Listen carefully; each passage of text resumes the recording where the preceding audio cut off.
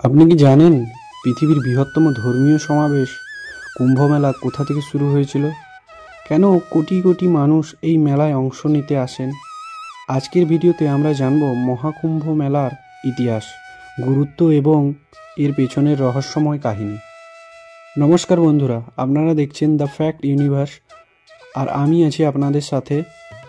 কুম্ভ মেলা শুধুমাত্র একটি ধর্মীয় উৎসব নয়, এটি হাজার বছরের ঐতিহ্য বহন করে আসছে। কথিত আছে বহু যুগ আগে দেবতা এবং অসুরদের মধ্যে সমুদ্র মন্থন চলছিল।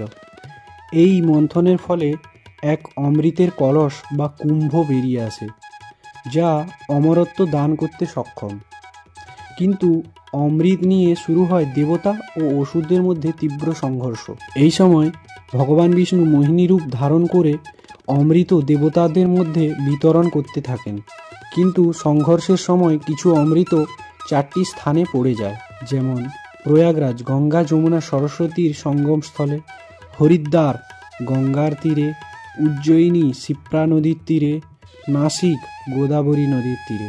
বিশ্বাস করা হয় যেখানে যেখানে অমৃত পড়েছিল সেখানেই পবিত্র কুম্ভ মেলা অনুষ্ঠিত হয়। কেন কুম্ভ মেলা এত গুরুত্বপূর্ণ?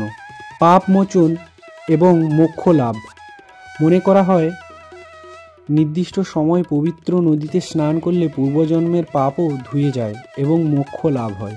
বিশ্বের বৃহত্তম সমাবেশ, একসাথে কয়েক কোটি মানুষ এখানে আসেন, যা গিনেস ওয়ার্ল্ড রেকর্ডেও স্থান পেয়েছে।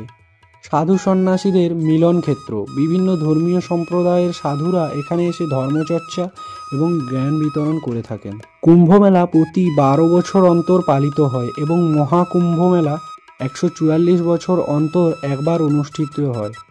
এছাড়া অর্ধকুম্ভ মেলা 6 বছর পর পর হয়। কুম্ভ মেলা শুধু একটি ধর্মীয় উৎসব নয়, এটি ইতিহাস, সংস্কৃতি এবং আধ্যাত্মিকতার এক অনন্য মেলবন্ধন।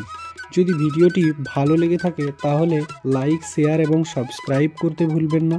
আমরা আবার ফিরব নতুন কোনো তথ্য নিয়ে। ততক্ষণ পর্যন্ত সুস্থ থাকুন, ভালো থাকুন। ধন্যবাদ।